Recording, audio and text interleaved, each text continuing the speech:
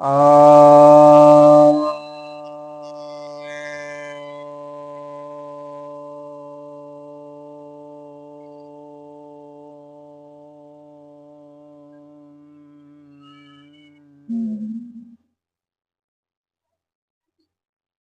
सभी भक्तजनों को सप्रेम नमन।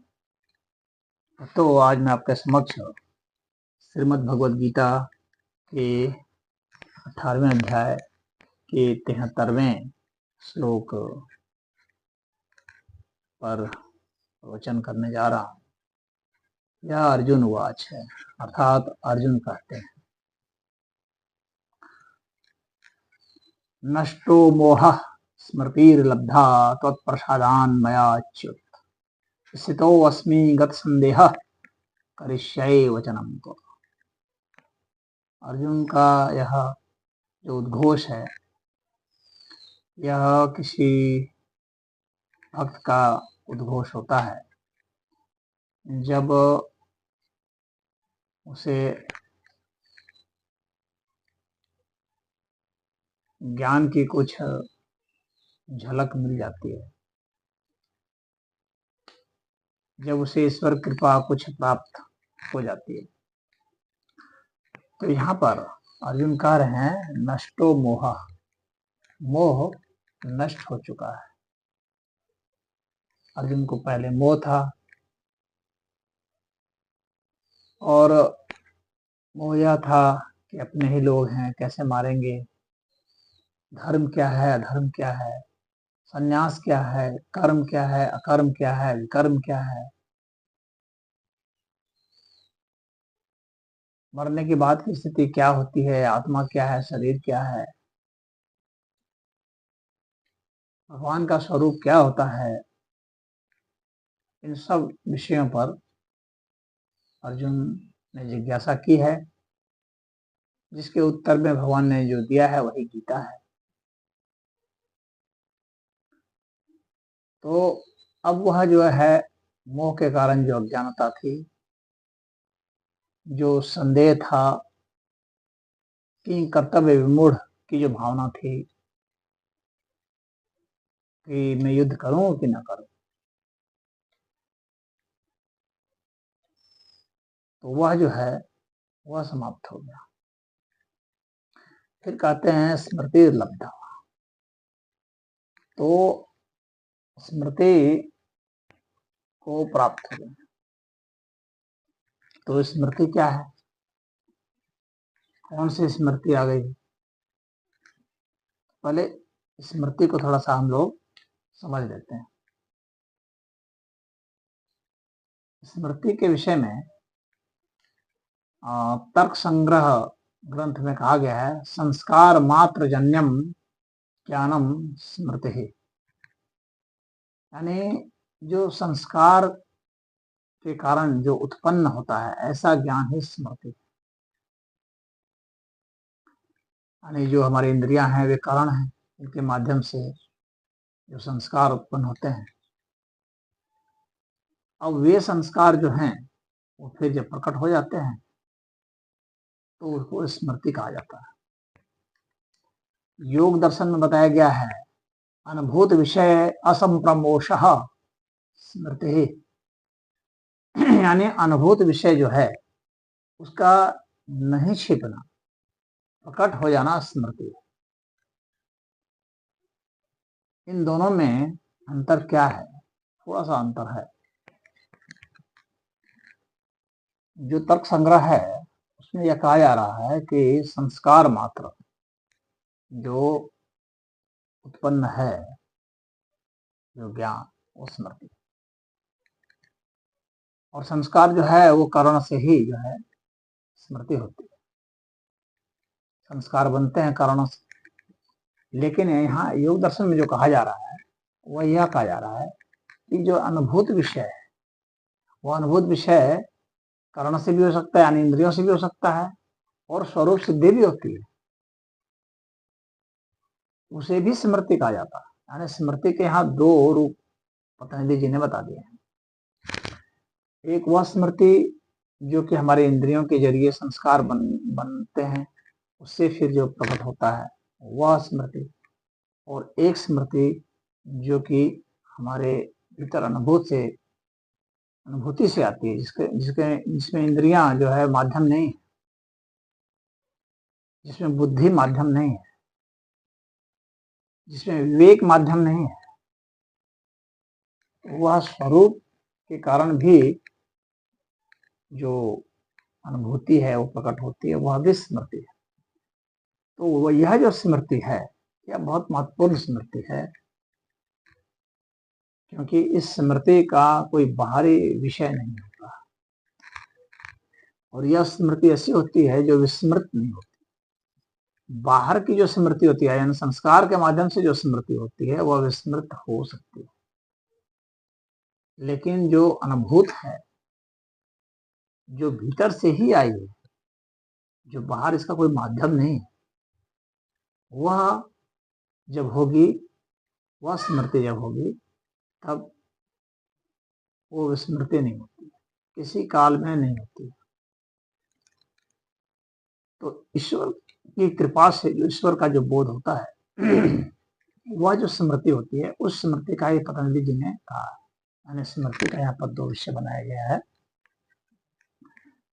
तो अर्जुन ये कह रहे हैं कि स्मृति का लाभ हो गया है, यानी वह लाभ कहाँ से हुआ? परमात्मा की कृपा से हुआ है। तो उस स्मृति के ही विषय में कह रहे हैं कि वह लाभ हो गया, और कैसे हुआ है? तत्प्रसादान मया अच्युत, कह रहे हैं आपके प्रसाद से हुआ है, यानी आपकी कृपा से हुआ है, यानी कि मैंने अभ्यास किया। यानी वह स्मृति जो स्वरूप की जो स्मृति होती है, वह अभ्यास से नहीं हो सकती, वह किसी चीज को एकाग्रता से सुनने से, एकाग्रता को पढ़ने से या योगाभ्यास करने से संभव नहीं है, वह प्रसाद से ही संभव है, वो परमात्मा की कृपा से ही संभव है। परंतु क्या परमात्मा की कृपा जो है वह पक्षपात पूर्ण है? नहीं, गीता में कहा गया है कि पक्षपात पूर्ण नहीं, यानी जो कर्म है और जो कृपा है ये पक्षपात पूर्ण नहीं है। आपने ही जो कर्म किए हैं, कई कई जन्मों से जो कर्म करते आए, वही कृपा रूप में आपके ऊपर बरसती है।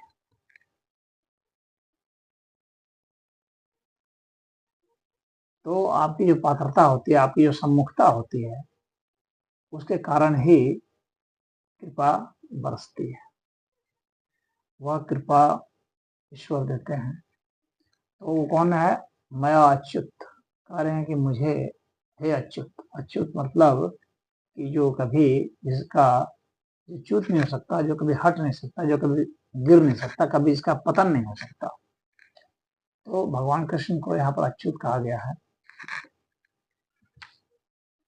तो वो कह रहे हैं कि आपकी कृपा से ही अच्युत, परमात्मा का कभी पतन नहीं होता, परमात्मा कभी हे नहीं होता। तो कह रहे हैं कि आपकी कृपा से ही वह स्मृति वापस आई। और इसके बाद क्या है? सितो अस्मि का संदेह। तो वह जो आई है बात, वह जो स्मृति आई है, स्मृति सामान्य रूप से तो एक वृत्ति है, अगर पतंजल सूत्र देखेंगे तो उसमें से एक वृत्ति कहा गया, 5 वृत्तियां बताई गई है, प्रमाण, विपर्य, विकल्प, निद्रा और स्मृति। तो इसमें जो स्मृति है वह 5वीं है। तो इसमें भी 2 बताए गए हैं, क्लिष्ट और अक्लिष्ट। क्लिष्ट मतलब कि जो विशेष रूप से है, जो बांधने वाली है, जो क्लेश लेकर के आती है, जो तकलीफ लेकर के, दुख दर्द लेके आती है, उसको क्लिष्ट का। और अक्लिष्ट जो दुख दर्द लेकर के नहीं आती है, जो बांधने वाली नहीं है, वह तो क्लिष्ट और अक्लिष्ट है। तो यह जो अक्लिष्ट जो स्मृति है, जो आपकी कृपा से मुझे प्राप्त हुई है, तो उसके कारण क्या है कि अब मैं स्थित हो गया हूँ। कहाँ स्थित हो गया हूँ? आप में स्थित हो चुका हूँ।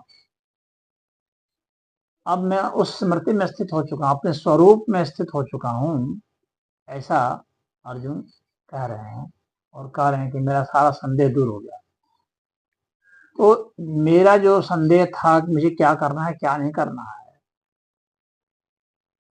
क्या धर्म है, क्या धर्म है, यह जो संदेह था वह दूर हो गया है, आपकी कृपा से दूर हो गया है, स्मृति प्राप्त होने से दूर हो गया है।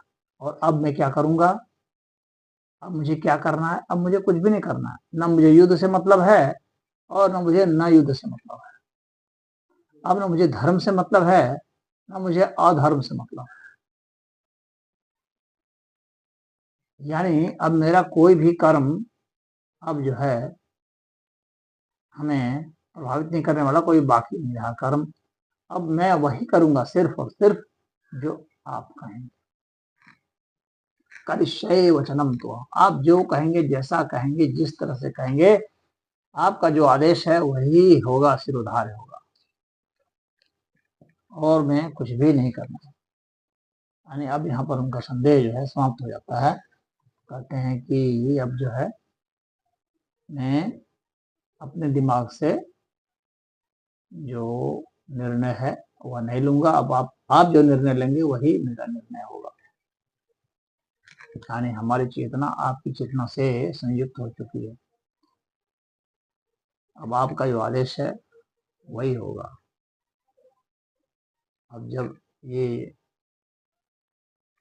जैसे कि जो घर की जो बिजली होती है उसको जब हम जोड़ देते हैं ट्रांसफार्मर से, तो वहां से बिजली आने लगती है, तो उधर से जो बिजली आएगी वही होगा। तो स्पष्टता हो गया कि जो हमारी चेतना आपसे जुट गई है, आपकी बेहतर चेतना है, हमारी जो है क्षुद्र छोटी सी चेतना थी, तो इससे जो है मैं संसार से बंधा था, अविद्या से बंधा था, इससे जो है मैं द्वंद्व में फंसा था। तो अब यह जो विस्मृति हमारी हुई है, जो हमने ईश्वर को बुलाया है, तो वह जो है अब ईश्वर की स्मृति वापस आ चुकी है, तो फिर से विस्मृति का कोई चांस नहीं है। और अब मैं वही करूंगा जो आपका आदेश होगा। तो इसमें इतना ही है, और यह बहुत महत्वपूर्ण जो है एक साधक का, एक भक्त का बहुत महत्वपूर्ण वक्तव्य है। और जो विस्मृति होती है, ज्ञान की विस्मृति हो जाती है, निष्काम भावना की विस्मृति हो जाती है, और भक्ति की यानी भगवान के साथ हमारी जो हमारी श्रद्धा थी, जो हमारे संबंध थे, भक्त भगवान के बंद जो संबंध होते हैं, उसकी विस्मृति हो जाती है। यानी ज्ञान योग, भक्ति योग और कर्म योग, इन तीनों की जो विस्मृति हो जाती है, उसी की स्मृति अब वापस आ गई है। तो इसका अर्थ क्या होगा कि क्या पहले जो है अज्ञान था, अब ज्ञान फिर से अब ज्ञान आया है, पहले जो अज्ञान था वो हट गया है, अब ज्ञान हुआ है। तो ऐसा नहीं है, ज्ञान तो सदैव जो है अनंत है, और ज्ञान जो है अनादि है। तो ऐसा नहीं है कि पहले ज्ञान नहीं था और अब वो हुआ है, ऐसा नहीं। ज्ञान पहले भी था, आज भी है, आगे भी होगा, क्योंकि वह अनंत है और वही सत्य है। सत्यम ज्ञानम अनंतम ब्रह्म कहा गया है, तो वह अनंत सदैव रहेगा ज्ञान। तो हुआ क्या था, जो ज्ञान का जो स्थूल स्वरूप है वही अज्ञान के रूप में जाना जाता है। तो हम स्थूल रूप को ही सिर्फ जान रहे थे, सूक्ष्म अति सूक्ष्म स्वरूप को भी जानना होता है। तो ज्ञान के जब सभी स्वरूपों को जानेंगे तो ही वह अनंत काल आएगा। ऐसा नहीं कि जो है अज्ञान कोई अलग तत्व हो गया और ज्ञान कोई अलग तत्व हो गया, तब तो फिर ज्ञान वहां अंत कर जाएगा जहां से अज्ञान शुरू होगा। फिर ज्ञान को हम अनंत कैसे कर सकते हैं। तो वो ज्ञान का ही स्वरूप है अज्ञान भी, इसको हम अज्ञान कहते हैं, वह स्थूल स्वरूप है। तो परा स्वरूप और अपरा स्वरूप, ये दोनों ही स्वरूप जो है ये ईश्वरीय स्वरूप ही है।